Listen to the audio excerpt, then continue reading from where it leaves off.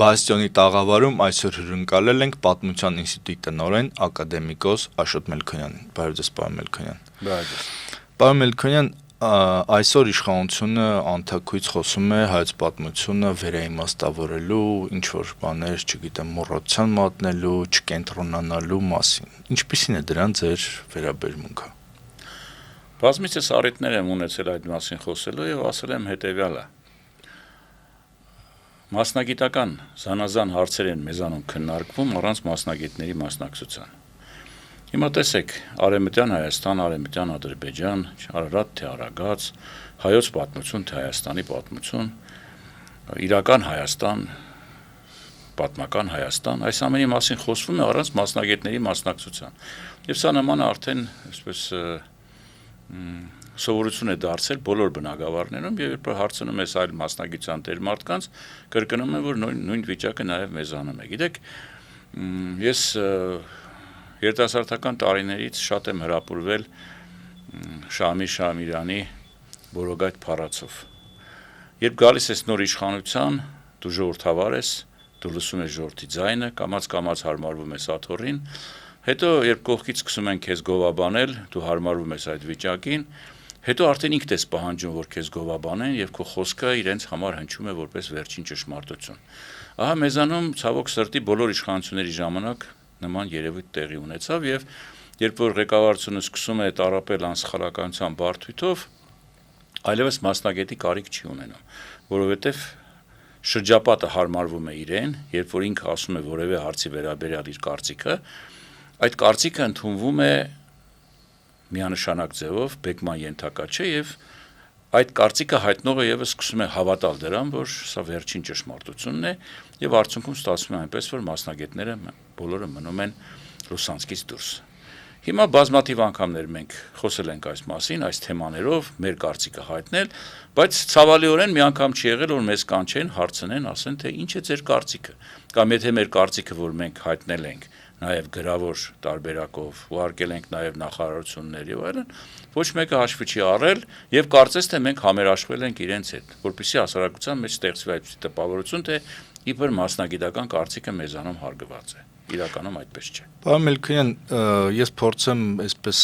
ինչքան հնարավոր է Նիկոլ Փաշինյանի անունից պատասխանեմ ձեր ասացին, էլ ինքը ասում է, որ փաստացի ինքը ենթարկում է պատմությունը, հարմարեցնում է պատմությունը իր քաղաքականության, այսինքն ինքը քաղաքական գիծ ունի, որ պետք է գնա ամեն գնով հաշտության, ամեն գնով, չգիտեմ, ինչի, թեկուզ ստորացման ճանապարհով, թեկուզ անարգանքի եւ այլն, եւ հարմարեցնում է պատմությունը այդ իր քաղաքականությանը։ Ձեզ էլ չի հարցնում, որովհետեւ գիտի դուք ինչ եք ասելու, դրա համար էլ ինչ ավելորդ բանանի կրքեր բորբոքի։ Բայց արդյոք եւ երկրորդ ասում է, որ այն պատմությունը, որ մենք ունենք, ինչ որ գիտենք, դա էլ հարմարեցված է եղել այն ռուսական ազդեցության տակ քաղաքականությանը։ Համաձայն եք սրա հետ։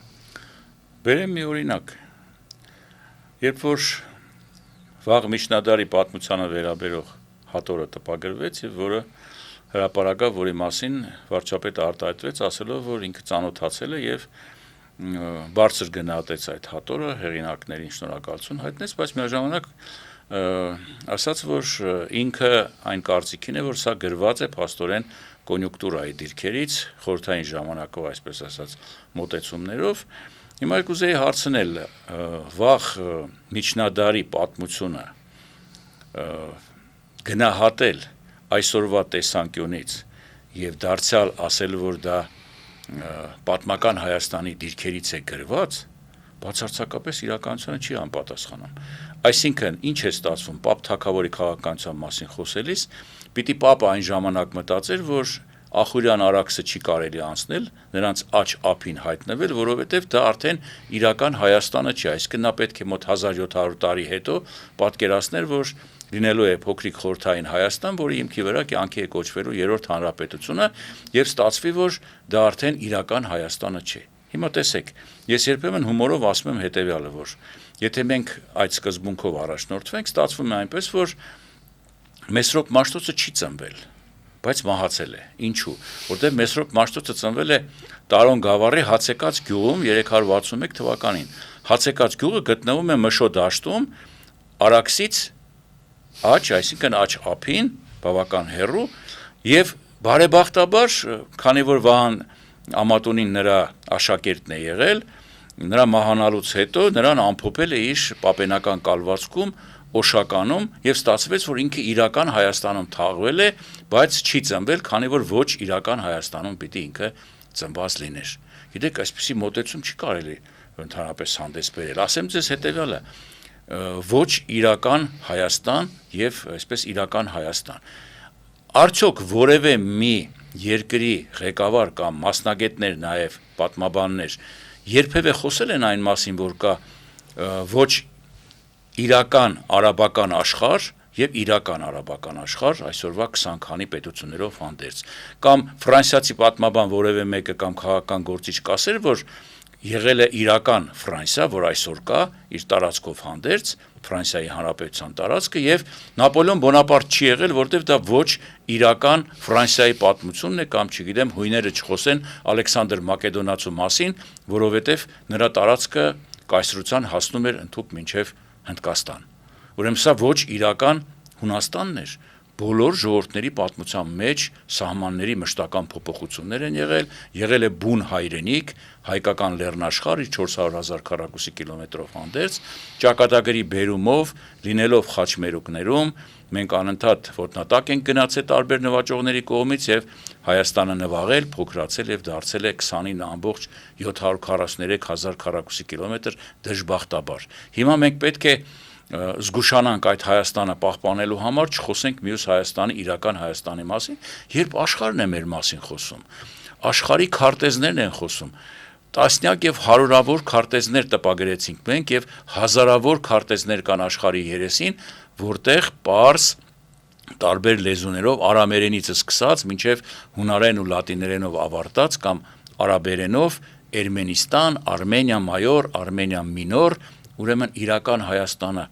միայն նշանակում է այս Հայաստանը եւ սրանով պիտի պարփակվենք, ընդհակառակը պիտի աշխարհին հիշեցնենք, որ մենք հզոր հայրենիք ենք ունեցել եւ իրերի բերումով այն կորցրել ենք, ինչի մասին հակառակ տեսանկյունից այսօր ադրբեջանցիներն են խոսում։ Նրանք ասում են, որ գիտեք ինչ կա, իրական Ադրբեջանը ըստ երևույթին ներկա Արևմտյան Ադրբեջանով հանդերձ, ներկա Հայաստանի Հանրապետության տարածքով հանդերձ Ադրբեջանն է։ Այն դեպքում, երբ որ իրականում Ադրբեջան աշխարհագրական հասկացությունը բացարձակապես կապ չունի ներկա Ադրբեջանի տարածքի հետ, քանի որ նա իրանական տարածք եւ գտնվում է Իրանի հյուսիս-արևմտյան հատվածում։ Պարոն Մելիքյան, իսկ ինչու է իշխանությունը դա անում, ձեր կարծիքով։ Գիտեք, սա ըստ երևույթին չափից ավելի զգուշավորություն է։ Մեզ մոտ ստացվեց այնպես, որ մենք 20 թվականի պատերազմի նախօրյակին հպարտորեն կարող էինք խոսել, որ նոր պատերազմ, նոր տարածքներ այս խոսույթով, իսկ հիմա արդեն մենք խոսում ենք, որ ամեն մարդ, ամեն երկիր ունի իր տարածքը, միջազգայինորեն ճանաչված, չգիտես ինչու դա էլ անպայման Ալմաթի հռչակագրի համաձայն 91 թվականի դեկտեմբերի 21-ի այդ հռչակագրով, որտեղ իրականության մեջ սահմանների մասին այնքան հստակ պատկերացում չես կարողանում կազմել այդ փաստաթուղթը կարդալով, բայց այդ չափից ավելի զգուշավորությունը առաջացավ այն բանից հետո, երբ որ մենք կորցրեցինք Արցախը, ավելի շուտ Արցախի մի մասը, այնուհետև ինքներս հանձնեցինք նաև Արցախի հարավային հատվածները մինչև Իրանի սահման ընկած այդ ամբողջ հատվածը, Զանգարանի եւ Կուպատլուի ամբողջ ընկած հատվածը եւ արդեն թշնամին մտավ նաեւ բուն Հայաստանի Հանրապետության տարածք եւ դրանից հետո զգուշավորության այս թեզը հասավ նրան, որ մենք սկսեցինք ամեն վարքյան անսալ մեր թշնամու խոսքը եւ նրա պահանջներին ընդառաջ գնալով սկսեցինք կատարել Պարոն Մելքոյան, բայց մինչև պատերազմն էլ Նիկոլ Փաշինյանի կառավարությունը, օրինակ ես հիշում եմ գրականության չափորոշիչները, ասենք Արայիկ Հարությունյանի հայտարարությունները, թեև մի երկու դրվագ կարելի առանձնացնել, որ օրինակ Սևրի այդ գիտաժողովին, Սևրի նվիրված մեկը ես եմ եղել, Նիկոլ Փաշինյանը ինչ որ ուղերձ հրապարակեց եւ այլն, բայց այդուհանդերձ ինձ թվում է, որ իրենց քաղաքականությունը նույնն է մնացել, ավելի այսպես բաց են ուղղակի իրենք սկսել գործել այդ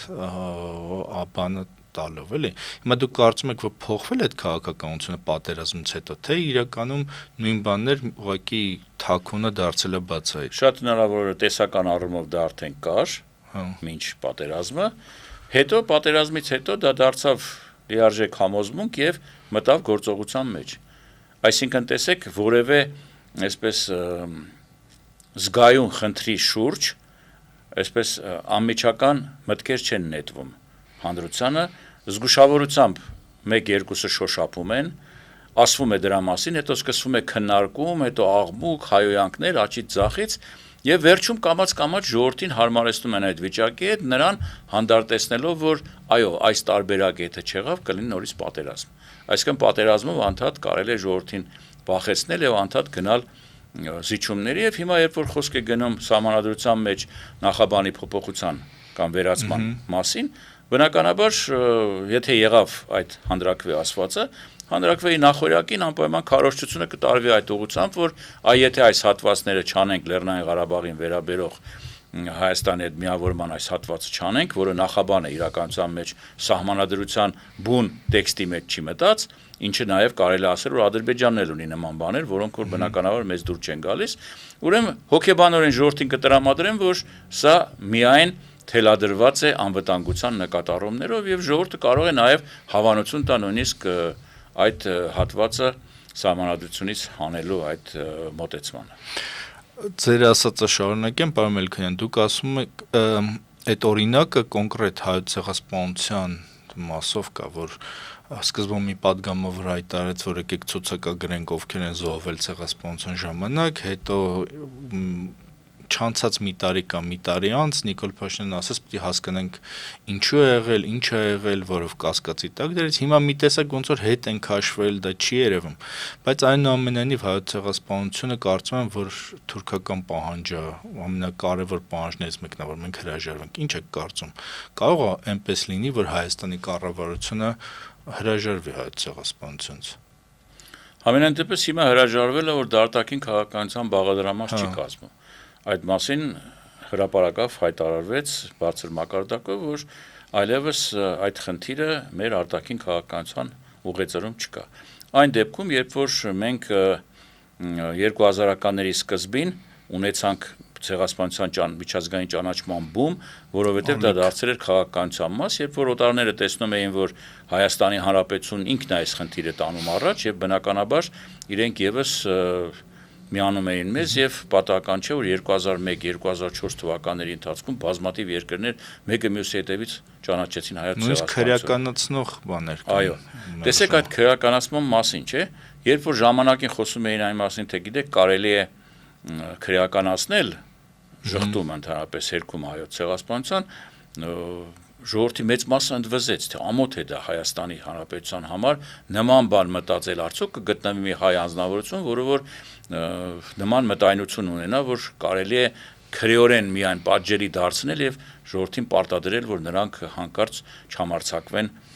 վերանայել ցեղասպանության իրողությունը։ Բայց տեսեք, որ եկանք մի իրավիճակի, որ նույնիսկ ես արդեն հակված եմ, որ այո, քրեականացնել, որտեղ դա ամոթ խայտարակություն է։ Այդ տեսեք, ցեղասպանության խնդրում իշխանությունները շատ զգուշավոր են, չեն կարող այդ զգացական խնդիրը անմիջապես օրակարգից հանել, ասում են, տեսեք, արտաքին քաղաքականության բաղադրամաս չէ, բայց մեր արյունն ու միսն է, մենք ինչպես կարող ենք ցեղասպանությունից հրաժարվել։ Բայց երբ որ հարցադրումներ են լինում, թե այ տեսեք, պիտի դեռ հասկանանք, թե ինչ է տեղի ունեցել։ Պատմաբաններս բացարձակապես հասկանալու կարիք չունենք։ Աշխարհի տասնյակ երկրների արխիվներից հավաքված այնքան ժողովածուներ կան տպագրված, հեռավոր Ավստրալիայից մինչև Արգենտինա ու Կանադա, ել չեմ ասում մերձակա երկրները ռուսական արխիվներն են, նույնիսկ թուրքական արխիվները արդեն, որոնք հրապարակվեցին, նաև մեր ազգային արխիվի նյութերը բան, որ երկրորդ կարծիք այստեղ բացարձակապես լինել չի կարող։ Եվ մեզ համար դա հստակ հասկանալի երևույթ է։ Այդ թե ինչ վերաբերում է, ասենք վարչապետի ասացին, որ 60-ական թվականներին ինչու հանկարծ այս խնդիրը եկավ որակարգ եւ ցեղասպանության հուշահամալիր կառուցվեց, հետո էլ արդեն թանգարանի մասին խոսք եղավ, ամբողջ խնդիրն այն է, որ այո, որ խորհրդային միությունը հաշվի առնելով, որ Թուրքիան ՆԱՏՕ-ի ամենահավատարիմ երկրներից մեկն է եւ բնականաբար 60-ականների սկզբին է գիտենք, թե ինչպես տեղադրվեցին այնտեղ միջուկային մարտագլխիկներ խորհրդային միության դեմ, օգտագործեց խորհրդային միությունը, բայց եթե այդ պահին մեր մոտեցումները համընկնում էին խորհրդային միության Մոսկվայի մոտեցումներին, մենք պիտի դրան ասեինք ոչ, իհարկե այդ առիթը օգտագործվեց, այդ ազատականացման շունչը, որ նկատվեց 60-ականների սկզբին հատկապես դեռ 50-ականների վերջին Խրուշչովի շրջանում, մեր կողմից օգտագործվեց եւ դա շատ նորմալ էր։ Հիմա դրա համար մենք առաջիկայում գիտաժողով ենք կազմակերպելու ապրիլի 22-23-ին 110-րդ տարելիցի կապակցությամբ եւ հենց այս խնդիրներին ենք անդրադառնալու, թե ինչու օրինակ 30-ական թվականներին խորհրդային միությունը թույլ չէր տալիս խոսել ցեղասպանության մասին։ Հասկանալի է, որովհետեւ Թուրքիայի բարեկամ երկիրն էր, քեմալականների հետ նրանց սիրախաղը շարունակվեց մինչև Մուստաֆա Կեմալի մահը, երբ իշխանության եկավ Իսմետ İnönü'n, քաղաքականությունը փոխվեց, նետվեց արևմուտքի գիրկը նույն Թուրքիան եւ բնականաբար արդեն մաս-մասը սկսեցին խոսել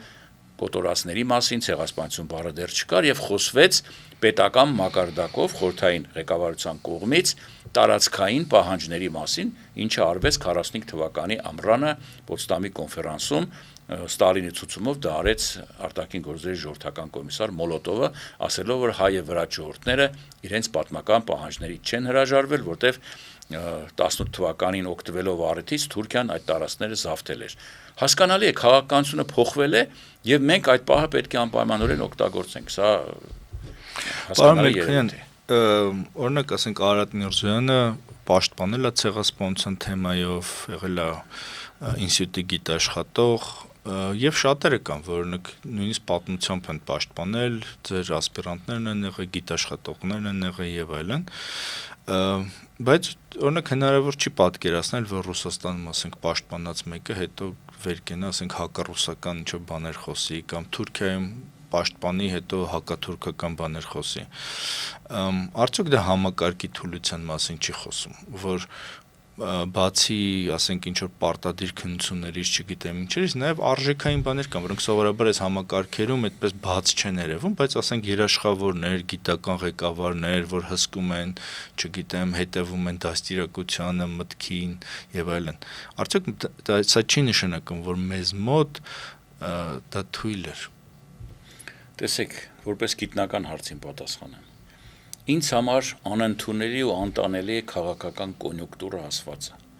այսինքն իրավիճակին հարմարվել։ Այսօր այսպես էր պետք, այսպես ես ասում, վաղը իրավիճակ է փոխվել, այդ տեսեք մեր իշխանությունները շատ են ասում դրա մասին, որ եթե մենք ասում էինք, որ Արցախը Հայաստան է, հիմա չենք ասում, որտեղ իրավիճակ է փոխվել, բայց իրականությունը չի փոխվել, ճշմարտությունը մեկն է, չէ, չի կարող 10 ճշմարտություն լինել։ Ինչ պարագայում էլ լինի, դուք պիտի ասես, որ ցեղասպանություն եղել է եւ ցեղասպանության խնդիրը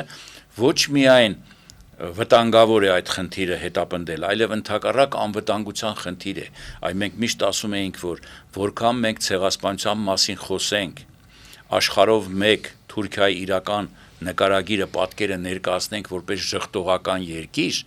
դրանով ավելի անվտանգ կդարձնենք Հայաստանը, որտեղ աշխարհը կիմանա, որ Հայաստանի Հանրապետությունը Թուրքիայի Հանրապետության հարևանությամբ վտանգված է, առավել եւս որ արևելքից էլ Ադրբեջան նրա քույր երկիրը գոյություն ունի եւ երկու կրակների արանքում է Հայաստանը։ Ինչը որ տեղի ունեցավ Արցախի օրինակով, այսինքն մենք այդքան խոսեցինք ցեղասպանության մասին, մարդիկ ասում են զգուշավոր եղեք, դա շատ վտանգավոր խնդիր է, այս է այն է,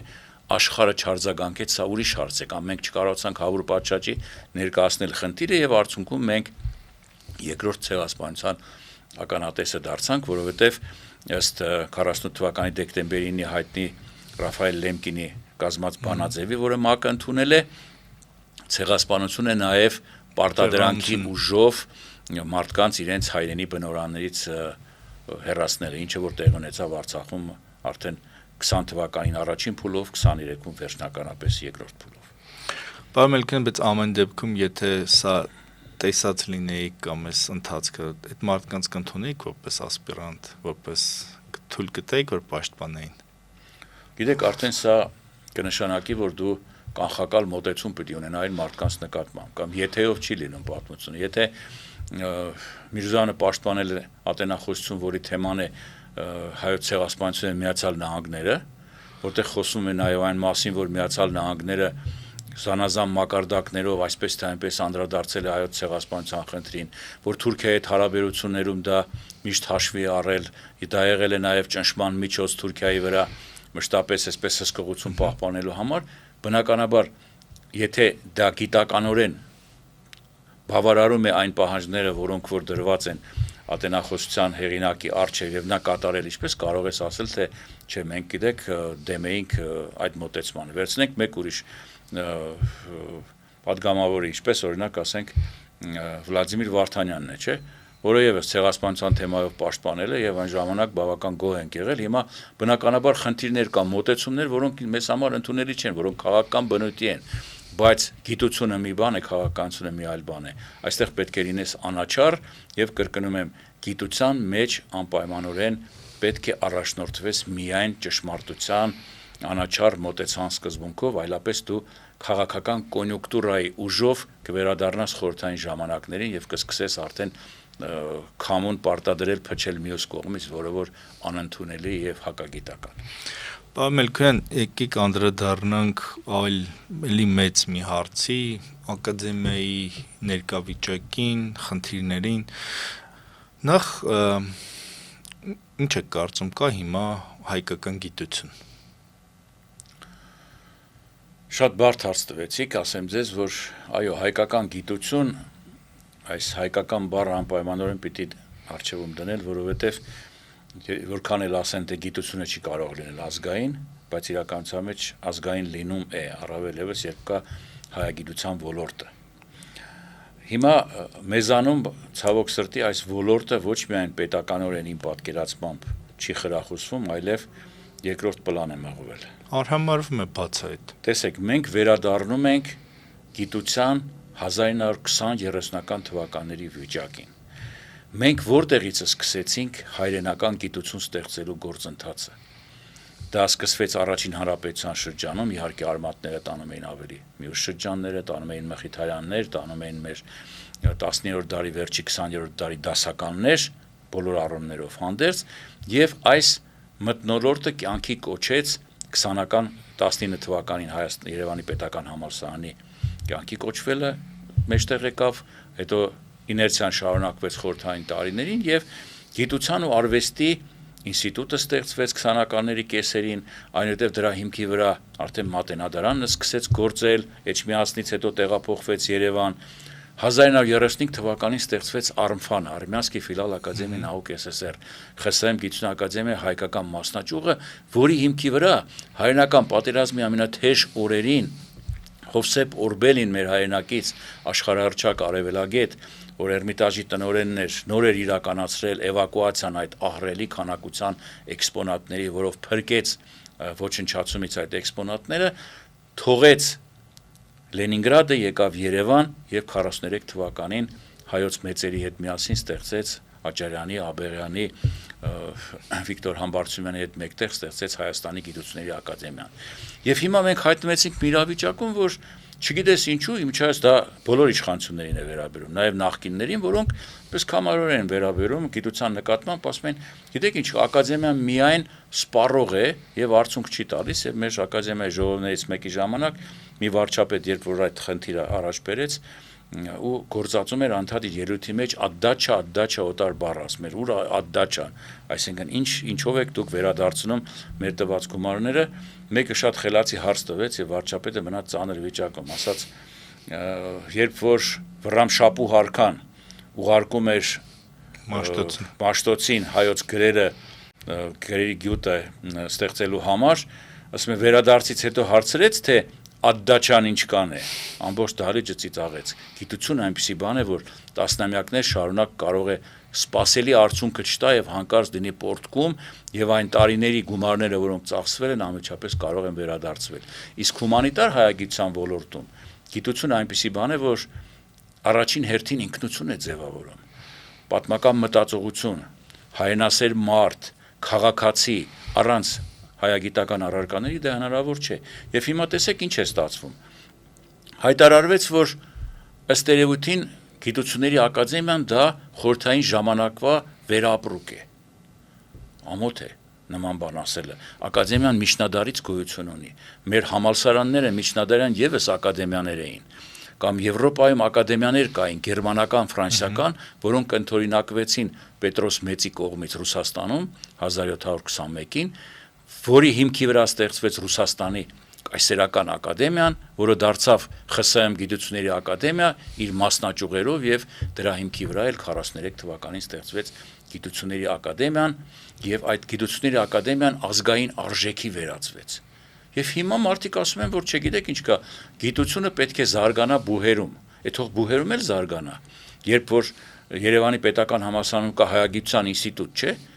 հրաշալի համագործակցություն կա նրանց հետ, մեր եւ նրանց միջև, եւ դրական իմաստով կա նաեւ մրցակցություն, որը որ ողջունելի է միայն։ Հիմա ինչ է ստացվում, ակադեմիական 33 ինստիտուտները պիտի տանեն, միացնեն բուհերին, բուհերի թիվն էլ որքան գիտեմ 21-ից պիտի չեսնեն 5 թե 8 եւ դառնա մի կոնգլոմերատ եւ գիտական ներուժը դրա մեջ կոչնչանա։ Տարիներ շարունակ սրա մասին կրկնել ասել եմ, ոչ մեկը չի լսում, որովհետեւ կրկնում են հետեւյալը. կա քաղաքական որոշում։ Մեր իշխանությունները հայտարարեցին, որ եթե նախորդ իշխանությունները քաղաքական կամք չունեին ակադեմիան վերացնելու, մենք դրա կամքը ունենք։ Հիմա գտել եմ մի մոդել, այսպես կոչված, գիտությունների ակադեմիայի նախագահությունը թողնում են որպես փորձագիտական կենտրոն, ակադեմիական ինստիտուտները միացնում են բուհերին եւ ակադեմիայի նախագահությունը իբր թե պետք է իրականացնի այդ փորձաքննությունը։ Ակադեմիկոս Մկրտիչ Ներսիսյանը հումորով ջղայնացած ասում էր հետեւյալը, որ դրանից հետո գիտությունների ակադեմիան կվերածվի նարդի խաղացողների ակումբի, կլուբի։ Ես կարծում եմ, որ այո, այդպես էլ կլինի, որտեղ դա եղավ Վրաստանում, դա եղավ Ղազախստանում եւ մարդիկ զղջացին այդ քայլի համար, մեզ էլ խորհուրդ էին տալիս այդ քայլին չդիմել, բայց որոշվել էր, քաղաքական որոշում կար եւ որոշվեց գիտությունների ակադեմիան փաստորեն լուծարել, անունը թողնելով եւ ձևացնելով թե գիտությունների ակադեմիան շարունակում է մնալ։ Ես մնում եմ իմ կարծիքին, որտեղ համոզված եմ, որ անդառնալի կորուստ կլինի գիտության համար նման այս բարեփոխում կոչվածը։ Պարոն Մելիքյան, ձեր ասածները եթե համադրենք, դրանից որ հումանիտար գիտությունները որոշում են ազգի դեմքն ու մոտավորապես դա եք ասում, ես ավելի համառոտ ձևակերպեմ եւ երկրորդը, որ ինչ է անում Նիկոլ Փաշինյանի կառավարությունը, բայց եթե սա համադրենք, ձեր կարծիքով ինչը գնում է ճանապարհով, էլի ինքը ուզում է փող խնայի, համարում է, որ սա բեռ է եւ այլն, թե գիտությունը համարում է անհամատեղելի այդ հայի կերպարի հետ, ազգի դեմքի հետ, որ ինքը փորձում է ստեղծել։ Ես կարծում եմ եւ մեկը եւ մյուսը, որովհետեւ այսպես ազգային նկարագրով քաղաքացի ձևավորելը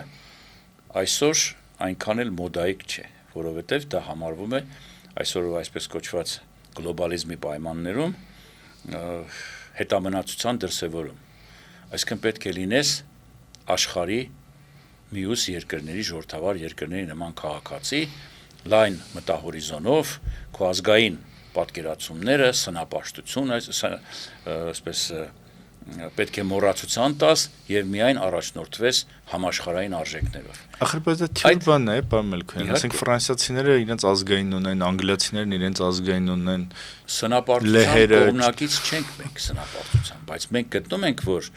ինչը որ քո ազգայինն է, որը որ նաեւ համաշխարհային կշիռ ու արժեք ունի,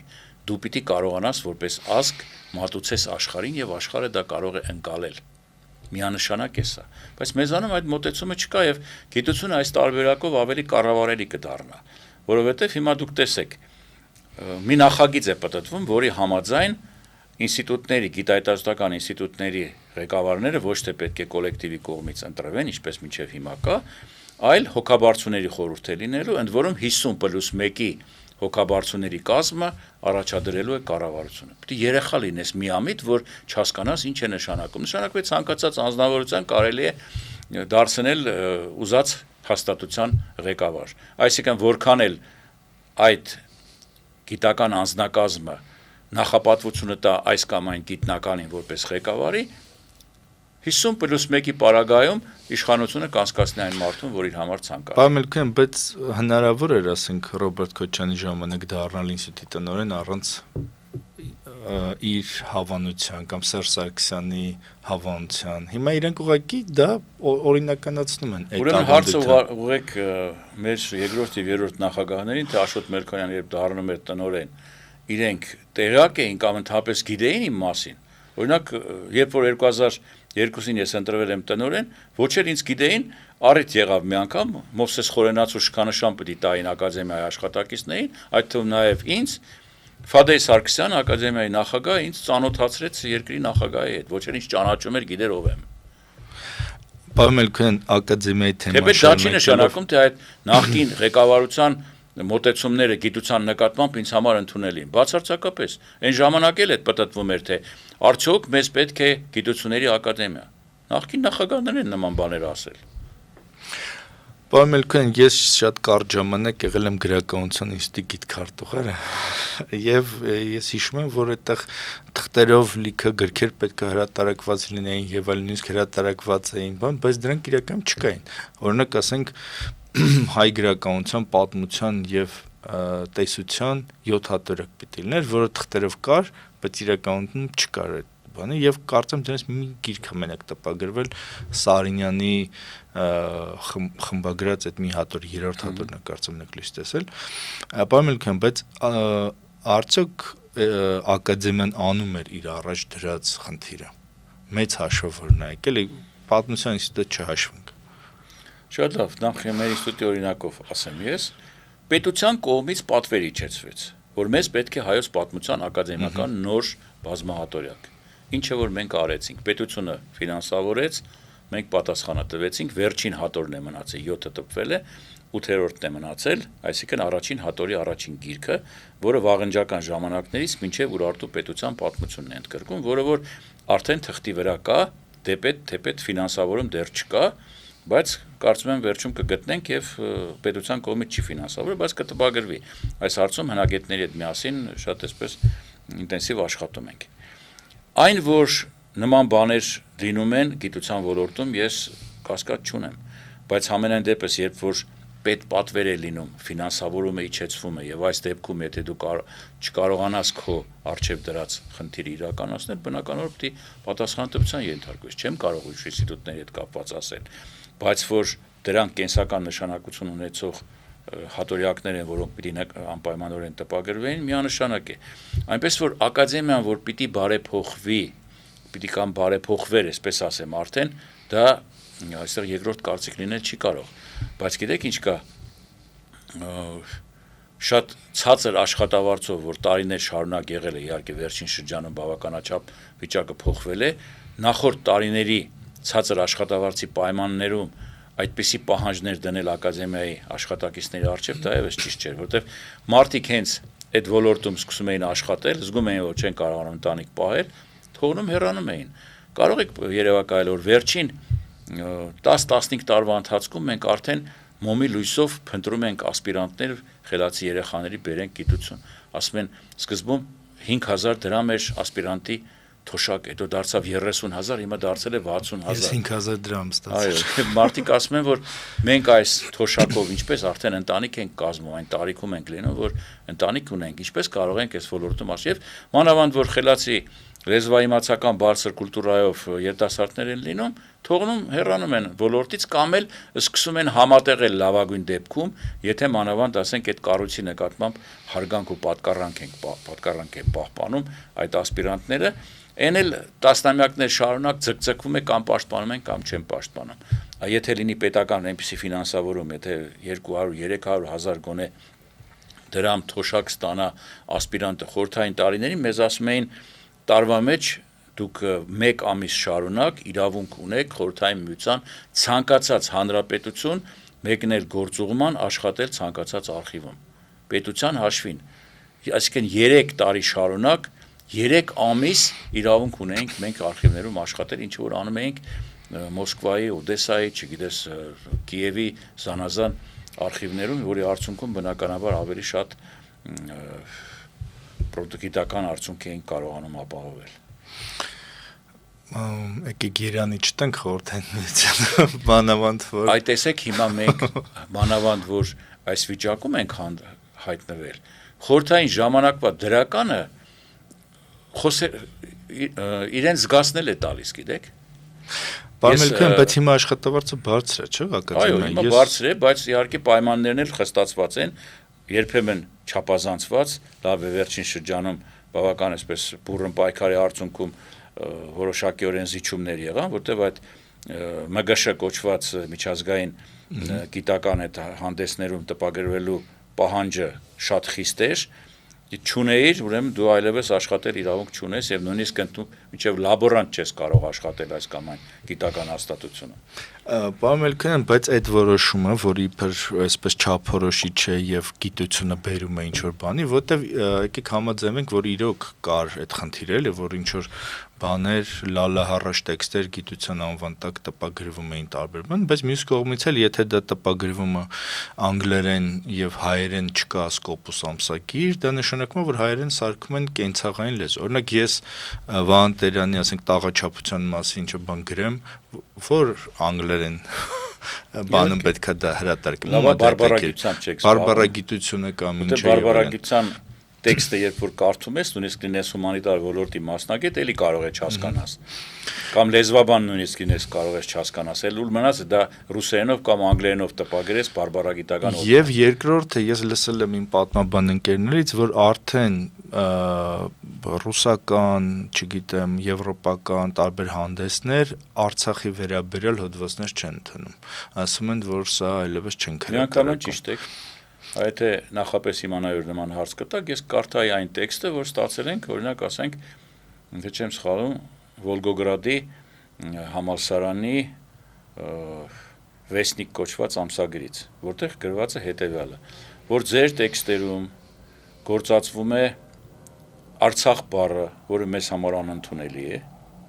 եւ երկրորդը խոսում եք այն մասին, որ 2023 թվականներին Ադրբեջանը օկուպացրել է Արցախը։ Ադրբեջանը ըստ ռուսական կողմի վերականգնել է իր սահմանադրական իրավունքը իր իսկ տարածքի նկատմամբ։ Դրա համար հոդվածը մերժվում է։ Պարմելքան, իսկ ինչու ակադեմիան չի նախաձեռնում հայկական Scopus ամսագիր։ Ուրեմն ոչ միայն ասենք համալսարանը, չգիտեմ, Հովանես Հովանեսյանը դա չի անում, չի հասկանում, չի կարող։ Ինչու ակադեմիան դա չի։ Նախ ասեմ, համալսարանում արդեն մի ամսագիր կա, որը անգլերեն, այո, դարձել է Scopus-ային։ Հավատացնում եմ ձեզ, որ հումանիտար ոլորտում երևի առնվազն 7-8 ամսագիր այդ ուղղությամբ աշխատում են, որի համար ժամանակ է պահանջվում, առնվազն 2 տարի պետք է, այսպես ասած, դիտարկման ենթարկվեն այդ Scopus կոչված մարմենի ղեկավարության կողմից տվյալ ամսագրերը եւ որից հետո նրանք նոր վերաբերմունք հանդես բերեն եւ, այսպես ասած, դատավորի կեցվածքով դիտողություններով նշեն, որ այստեղ այս տառը ավել է եղել, այստեղ այն բառը պակաս է եղել, այստեղ գրախոսության ուղարկելը ուշացվել է, չգիտես, այստեղ խմբագրական խորհրդի կազմում արտասահմանցիների թիվը քիչ է, Scopus-ային հոդված ունեցողների թիվը խմբագրական կազմում քիչ են, տեխնիկական այնպիսի խայտառակ պատկեր է, որ պատկերացրեք, երբ որ մենք հիմա տպագրվում ենք այդ ամսագրերում, եթե 2 ամսում գրում ենք տվյալ հոդվածը, 3 ամիս միայն դրա տեխնիկական կողմի վրա ենք աշխատում, որտեղ ամեն մի ամսագիր ունի իր մոտեցումները, եւ պիտի հարմարվես։ Միտեղ կետ ստորակետ, միտեղ գծիկ ստորակետ,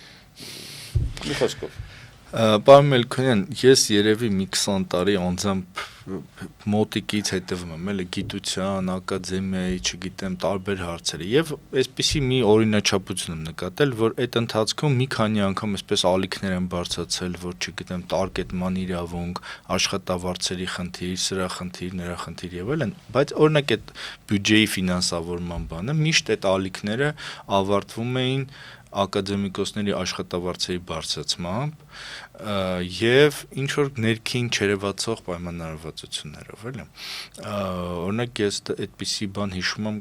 կարծեմ 7 թվականին այդպիսի մի ալիք եղավ, հետո ինչ խմբեր էին հավաքում, ստորագրություններ էին հավաքում եւ այլն։ Ու փաստորեն հիմա էլ է այդպես լինում, այսինքն ակադեմիան եթե վերանում է մնում է միայն նախագահությունը, նշանակում է, որ էլի ակադեմիկոսները մնում են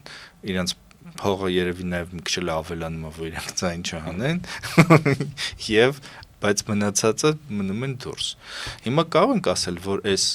չգիտեմ, ոգու պակասը կամ գաղափարի պակասը կամ չգիտեմ ինչի պակասը դարձել է այնպես, որ գլուխը վնասակար է դարձել մարմնի համար։ Ուրեմն խոսքը ակադեմիկոսների պատվովճարի մասին է, առաջին օրվանից պատվովճարի չափը երբեք չի փոխվել։ Թղթակից անդամը ստացել է 100,000, ակադեմիկոսը 150,000։ Բացարձակապես կարող եք ստուգել, երբևէ չի փոխվել առաջին օրվանից, երբ որ այդ պատվովճարը 3 օր է հիշում։ Ոչ։ Հա, սխալ եմ հիշում։ Հիմա ես տանում եմ 150,000։ Հիմա հաջորդ քիչ են տալիս բառը։ Ուրեմն ըստ ակադեմիայի կանոնադրության 3 տարին 1 առավելագույնը 3 տարին 1 պետք է ակադեմիկոսների ընտրություններ, ակադեմիկոսների եւ թղթակից անդամների։ Վերջին ընտրությունը տեղի ունեցել 2014 թվականի դեկտեմբերին, ես այդ ժամանակ եմ ընտրվել, ես այն ժամանակ 53 տարեկան էի, ամենաերիտասարդ ակադեմիկոսն էի, որից հետո այլևս ոչ մի ընտրություն չեղավ, կանոնադրությունը անտեսվեց, ոտնահարվեց կարգ ու կանոնն օրենքը եւ նախկին իշխանությունը եւ ներկա իշխանությունը ընտրությունները թույլ չտվեցին, զանազան պատճառաբանությամբ, թե ակադեմիան բարեփոխենք, ավարտենք, հետո նոր կտեսնենք։ Եվ արդյունքում ստացվեց այնպես, որ եթե չեմ սխալվում, մի 80 ակադեմիկոս եւ թղթակից անդամ կային, տարիքի բերումով մեկը մյուս հետևից մահացան, ես 11 տարի անց մնացի ամենաերիտասարդ ակադեմիկոսը, 64 տարեկան եմ։ Սա քաղաքականություն չի պետական, այս նշանակում է, որ չի խրախուսվում բացարձակապես ակադեմիկոսների վերընտրությունը։ Եվ դրանով ակադեմիան մարում է։ Այնպես որ ասել, թե գիտեք, ակադեմիկոսների նկատմամբ հատուկ վերաբերմունք եղել։ Հիմա լուսահոգի Վլադիմիր Բարխուդյանն ասում է, ես ամաչելով եմ ասում, ես ակադեմիկոս եմ, որտեղ վերաբերմունքը ակադեմիկոսի նկատմամբ այնքան է փոխվել։ Խորհրդային տարիներին, երբ ասում ես դոցենտ եմ, ասում եմ մարդիկ հարգանքով էին վերաբերում, հիմա կամաց վերաբերմունքը փոխվեց։ Գուցե դա բնական է, բան չունեմ ասելու, բայց կրկնեմ, ակադեմիկոսների ընտրության այս մեխանիզմի փաստորեն վերացումը բերում է նրան, որ կգա մի ժամանակ, երբ ակադեմիկոս ընտրող չի լինի այլևս, եւ օրինակ մեր բաժանմունքում կարծեմ 4 հոգի ենք մնացել։ Թե ինչպես պիտի նորից նոր ակադեմիկոսներ ընտրենք։ Եթե այս 4-ն էլ մահացան, ուրեմն ակադեմիկոս վերընտրելու կարգն էլ կվերանա, ակադեմիկոսի կարգավիճակն էլ կվերանա։ Այն դեպքում ուրիշ երկրներում կան ակադեմիկոսներ։ Օրինակ Ռուսաստանում աշխատավարձները դարձրին $1,000 ամեն մի պատվովճարը ամեն ակադեմիկոսի, այս վերջին Հոբելյանից հետո ակադեմիա։ Այնպես որ մեզ մոտ վերաբերմունքը չի կարելի ասել, թե այսպես տարբերակված է մեր նկատմամբ եւ ինչ վերաբերում է ձեր ասած 2007 թվականին, այն ժամանակ ես ակադեմիկոս չեմ եղել եւ չեմ կարող ասել, թե դա ինչ այսպես բում էր, որի արդյունքում ակադեմիկոսների աշխատավարձը բարձրացվել է։ Ակադեմիկոսները գիտության ոլորտի մարդիկ են, որոնց պատվովճար է միայն տրվում եւ որոնք ակադեմիկոս եւ թղթակից անդամ ընտրելու իրավունք ունեն, ուրիշ ոչ մի առավելություն արտոնություն չկա։ Պարոն Մելքոյան, դուք տվեցիք լուսահոգի ակադեմիկոս Բարխուդյանի անունը, ես ճիշտ ասած մի բան կար, ու բոլորն էլ դա հիշում են, այդ լեզվի մասին օրենքի եւ հանրակրթության մասին օրենքների փոփոխությունները, որ դրսում ինչ որ մարդիկ էին պայքարում եւ այլն բան, ու նույն Արայիկ Հարությունյանն էր դրսում, չգիտեմ, այլ այսօրվա բարձրաստիճան պաշտոնյաներ, բայց քչերը գիտեն այդ պատմության մեջ, որ շատ վճռական դեր է ունեցել ակադեմիկոս Բարխուդյանը ու որ պահանջել է, որ դրանք սխալ են, եզրակացության տվել եւ ու փաստացի ինքը դրանով նաեւ ոնց որ վճարել է իր պաշտոնը, դե ինքը դրանից հետո թողեց, չէ՞, բաժանմունքի քարտը։ Ես ուզում եմ սրա մասին բարձրացնել, որովհետեւ որ դուք անունը տվեցիք, ես էլ ուզում եմ ասել, որ այն ակադեմիկոսները, որոնք ինչ-որ բանի համար պայքարել են, անպայման հետո հիշելու են իրենց անունները եւ մնալու են, որ դա թեկուզ չի հրապարակայնացվել, ես դա գիտեմ այսպես շշուկներով, բայց ամեն դեպքում դա պետք է հիշել դա։ Եվ օրինակ ես դա որ իմացել էի, ցնցվել էի ճիշտ ասած, պարոն Մելքոյան։ Պարոն Մելքոյան, երկու խոսք ասեմ նրա մասին, որտեղ ինքը իմ ուսուցիչն է եղել եւ կյանքում այսօր էլ այս կամ այն հարցում առաջնորդվելիս անպայմանորեն հիշում եմ Բարխուդայանին եւ մտածում թե այս հարցում Բարխուդայան ինչպեսի քայլ կկատարեր։ Բարձր քաղաքացիական նկարագիր ունեցող մարդ է եղել, շատ մտերիմ էր Սերգեյ Համբարձումյանի հետ, երկուսով ակադեմիայում եղանակ էին ստեղծում եւ մեր ակադեմիկոսների շատերը կատակով եւ լուրջ երբեմն ասում են մինչ համբարձյունակական եւ մինչ Բարխուդայանական ակադեմիա եւ հետ Բարխուդայանական ակադեմիա։ Այդ մարդիկ, գիտեք, դաստիարակվել էին այնպես, որ բոլոր պարագաներում երբեք իշխանությունների առաջ չպետք է ընկրկեին դրական իմաստով, որ միայն եթե տեսնեին, որ այս կամ այն հարցում նրանք սխալ քաղաքականություն են վարում, անպայմանորեն բարձրաձայնում էին խնդիրը, օրինակ Լևոն Տեր-Պետրոսյանի շատ մտերիմ էր Վլադիմիր Բարխուդարյանը Արցախյան շարժման առաջին օրերից սկսած, եւ երբ որ ակադեմիային վերաբերող խնդիր էր լինում, շատ ակտիվորեն գործում էր, գնում էր, հանդիպումներ էր անում եւ դրա արդյունքում մենք բավական դրական այսպես զարգացումներ էինք տեսնում։ Հիմա թե մեր սերունդը կարող է այդ բարձրության վրա ակադեմիզմը պահել, չգիտեմ, բայց դա թող սերունդներն ասեն, համենայն դեպս մենք մեր անելիքը ունենք եւ մեր ուսուցիչների հիշատակը վառ պահելով պարտավոր են քաղաքացիական նկարագիր պահպանել։ Պարոն Մելքոյան, եւ վերջում ուզում եմ հարցնել ձեր նոր նախաձեռնության մասին, ոնց որ դուք եք այդ նախաձեռնող խմբի անդամ, որ կոչվում է Հայոց տուն։ Կպատմեք դա ինչ է։ Կարող եմ ասել, որ հայ իրավական մտքի թռիչքներից մեկն էր 18-րդ դարի վերջին Շահմի Շամիրյանի կողմից առաջ քաշված Որոգայթ փառածը։ Ես էլ ճիշտ եմ մտածել հենց այդ կարդացի։ Սկսած վերնագրից Որոգայթ փառած, Փարքի Որոգայթ, որը վերաբերում է աթոռին, թե ինչպես ամեն մի կառավարիչ ժամանակի ընթացքում հայտնվում է Որոգայթի մեջ, մոռանում է այն սկզբունքները, այն մոտեցումները, որոնցից նա սկսել է, եւ հետո սկսում է դրանց դեմ պայքարել, որտեւ աթոռը նրան փոխում է, միջավայրը նրան փոխում է, եւ դրա համար ասում էր, որպեսի Որոգայթից մարդիկ խուսափեն, չհայտնվեն այդ Որոգայթի մեջ, նրանք պետք է հասկանան հետեւյալը։ Պատկերացրեք երկրագնդի վրա երկու երկիր կար, ժողովրդավարական համակարգ ունեցող, մեկը Միացյալ Նահանգներն էր, նորաստեղծ անգլիական 13 գաղութների պայքարը, որը բերեց Միացյալ Նահանգների ստեղծմանը, եւ երկրորդը ֆրանսիական հեղափոխությունն էր, որը որ շատ կարճ տևեց եւ ի վերջո Նապոլեոն Բոնապարտը նորից վերականգնեց միապետությունը, հետո եկան բուրբոնները։ Այսինքն այդ ժամանակ նա առաջարկում էր ժողովրդավարական կառուցվածքով ապագա Հայաստան եւ հայկական պետականության կործանման պատճառներից գլխավորը համարում էր միապետությունը Մովսես Բաղրամյանի հետ միասին։ Ասում էր, եթե երկրի ակտիվ մեկ անձնավորությունը թագավորը լինի ոչ այն անձնավորությունը, որ մենք կուզենք, ուրեմն երկիրը կարող է հայտնվել վատթարագույն վիճակում։ Բայց բանադրվեցին եկեղեցու կողմից, չէ՞, կարծում։ Չի ասի այդքան, որովհետեւ իրենք դրսում էին, ազատ գործում էին։ Բայց բան գնաց Էջմիածնից պատվիրակ էր գնացել որ սրանց վտարեք։ Օրինակ ասենք նոր տետրագորգոչի հորդորակը, որը հրատարակվեց, մայրաթորը չընդունեց, որտեվ նաև եկեղեցու բարեփոխման խնդիրներ էին այնտեղ առաջ քաշվում եւ պարսկա թուրքական տիրապետության շրջանում այդ ազատատենչ մտքերի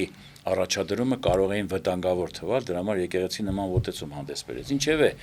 ուրեմն Հայոց տունը նա պատկերացնում էր ապագա ժողովրդավար հանրապետական Հայաստանի խորհրդարանը։ Ասում եմ ոչ թե խորհրդարան ազգային ժողով, տերմինը մենք ունենք, չգիտես ինչու չօգտագործեցինք, պիտի կոչվեր Հայոց տուն, ընտրությունների արդյունքում ձևավորվեր այն, նրա ղեկավար մարմինը 11 կամ 13 հոգուց բաղկացած վիճականությամբ պետք է ընտրեր իր ղեկավարին, որը 1 տարի կառավարեր, նրա մնացած անդամները պետք է լինեին նրա տեղակալները, օգնականները, ինչպես ասում են ինքը, եւ նրա գլխավոր քննադատները։ Այսինքն գիշեր-ցերեկ պետք է քննադատական տարափիտակ պահեին առաջին դեմքին, որպեսզի նա Որոգայթի մեջ չհայտնվեր։ Հաջորդ վիճակահանության արագ-բարագայում հաջորդ անդամներ դառնում էր, ասես 11 կամ 13 տարի այս մարդիկ կառավարելու են երկիրը։ Հիմա այդ Հայոց տուն ասվածի նպատակն ինչ է։ Մենք, այսպես ասած, բուն քաղաքականության մեջ մտնելու նպատակ չունենք, բայց այս 30-ամյա, ավելի քան 30-ամյա անկախությունը ցույց տվեց, որ Համենայն դեպս ամեն մի ղեկավար երբ գալիս էր ասպարեզ, առաջին տարիներին անում էր այն ինչ որ խոստացել էր, հետո կամաց մոռացության էր տալիս, որտեվ ընդդիմության գաղափարը մեզանում կամաց ընկալվեց որպես թշնամու կերպար։ Տեսեք ինչ է ասում Շամի Շահրամիրյանը, ասում է, եթե ընդդիմությունը իրեն չի ընկալում որպես պետության մաս, ինքը ընդդիմություն չի, ինքը թշնամի է։ Այն իշխանությունը, որը որ ընդդիմությանն ընկալում է որպես թշնամի, ինքը իշխանություն չէ, որտեվ իշխանությունը եւ ընդդիմությունը մեկ միասնություն են, դա պետությունն են եւ առողջ պետության, այսպես ասած, գրավականը կարելի է տեսնել միայն դիմության եւ ընդդիմության այս պայքարի մեջ, միմիայն դրական բան դրա մեջ տեսնելը, ոչ թե թշնամանք։ Մեզ մոտ ընդհակառակը, անմիջապես մեկը հենց որ իշխանությունը հետո դարձավ ընդդիմություն, դառնում է իշխանության թշնամին եւ հակառակը։ Դե մանավանդ հիմա դա շատ բան է, որ մեկը մյուսին ասում է դու դավեճոն ես, Այո, ծախել ես եւ այլն, մյուսը ասում է դու էլ ագենտ ես, 5-րդ շարաշրջան։ Հիմա ստեղծելով նման միավորում, որը որ քաղաքական իշխանությունը եւ ընդդիմությունը։ Ավելի շուտ առողջացնել հայ քաղաքական։ Ոնց է դա հնարավոր։ Փորձում ենք անել, կստացվի, փառք Աստծո, չի ստացվի, գոնե մեր խեղճի առաջ հանգիստ կլինենք։ Մեր կազմակերպության այդ միավորման մեջ մարդիկ են, որոնք որ ճանապարհ են անցել, նաև պաշտոններ են տեսել, պատվատիտխոսներ ունեն եւ չեն հավակնում որևէ պաշտոնի եւ իշխանության առավել եւս, բայց նպատակը հետեւյալն է, այնքան առողջ երիտասարդ ուժեր ունենք, որ դրանք այսպես կուսակցական կաղապարի մեջ չհայտնվեն եւ այսպես ասած ճշմարիտ ճանապարհից չշեղվեն։ Ազատ քաղաքական դաշտ, որտեղ արժանավոր մարդիկ իրենց խոսքը կարող են ասել եւ ապահովել Հայաստանի ապագան։ Մենք որպես հայոց տուն փորձում ենք միավորել բոլոր այն առողջ քաղաքական ուժերին, որոնք որ այս բևեռացմանը վերջ կտան։ Սա խայտարակ իրավիճակ է, պատկերացնում եք, թշնամիները արևմուտքից եւ արևելքից մեզ ամեն վարքյան սպառնում են, ամեն վարքյան։ Ներսից էլ։ Այո, ներսում էլ այսպեսի վիճակ եւ այս պայմաններում մենք շարունակում ենք թշնամիներ գտնել աչից ու ձախից։ Աններելի, անընդունելի բան է եւ դրա համար մեր սերունդը մտածում է, որ մեր տարեկից մարդիկ, մտավորականներ հիմնականում փորձում են այս վիճակը կարգավորել եւ առողջ քաղաքական ուժերի համար ճանապարհ հարթել վասն Հայաստանի եւ վասն հայության։ Շնորհակալություն պարոն Մելքոնյան հրավերի համար, հուսանք, որ ձեզ կհաջողվի համազգային հաշտության հասնել, համենայն դեպս ինձ թվում է, որ դա այլ ընտրենք չունի, էլի, այդ հաշտությունը ինչ-որ ձևի պետք է գտնվի։ Սիրելի ընթերցողներ, դիտողներ, հիշեցնեմ, որ Բաստիոն հաղորդաշարի եթերում այսօր հյուրընկալել ենք Պատմության ինստիտուտի տնօրեն, ակադեմիկոս Աշոտ Մելքոնյանին։ Շնորհակալություն։ Շնորհակալություն։